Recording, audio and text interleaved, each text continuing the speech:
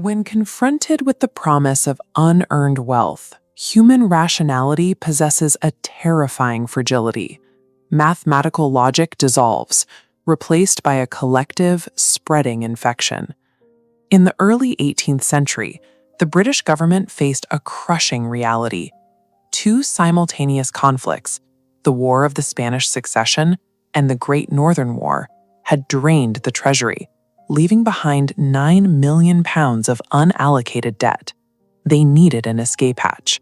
That escape hatch was designed by Chancellor of the Exchequer Robert Harley and a financier named John Blunt.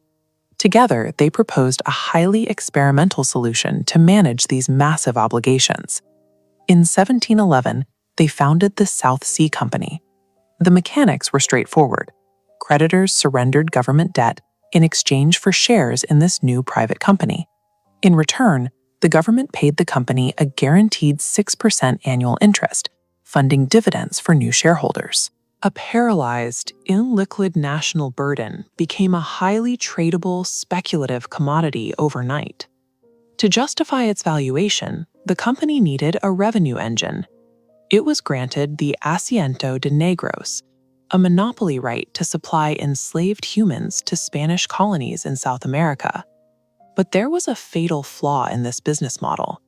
Britain was actively at war with Spain. Because the Spanish crown controlled the ports, it was impossible for the South Sea Company to actually execute this trade network. The entire valuation of the enterprise rested on a phantom operation. The foundational asset backing the company was a geopolitical impossibility, yet investors bought in anyway. The eagerness to hold this paper proved that psychological delusion had already overridden mathematical reality. By 1719, the company returned to Parliament with an audacious proposal. They offered to absorb the entirety of Britain's remaining national debt, over £30 million. Winning this contract required defeating the Bank of England in a vicious bidding war. Blunt and his allies deployed massive bribes to get their way, handing £25,000 to the Treasurer of the Navy and enormous payouts to the Chancellor, several ministers, and King George I's mistresses. Blunt engineered a dark art, lending cash for shares, accepting those exact shares as collateral. This restricted supply while flooding the market with purchasing power.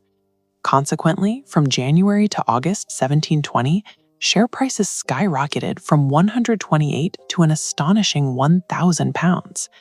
The company had trapped itself in a cycle of its own making. Its survival no longer depended on commercial profit, but entirely on a constant, manipulated influx of new credit. The pursuit of this wealth consumed all social classes. Exchange Alley in London became a clinical study in herd behavior, where lords and footmen alike crowded the streets desperate to buy in. This mania spawned a bizarre secondary market of spin-off companies. People threw their life savings at Globe Permits for a sailcloth manufactory, and Puckle's Machine Company, which promised to revolutionize warfare by firing square bullets. The madness peaked when investors flooded a company whose prospectus simply offered an undertaking of great advantage, but nobody to know what it is.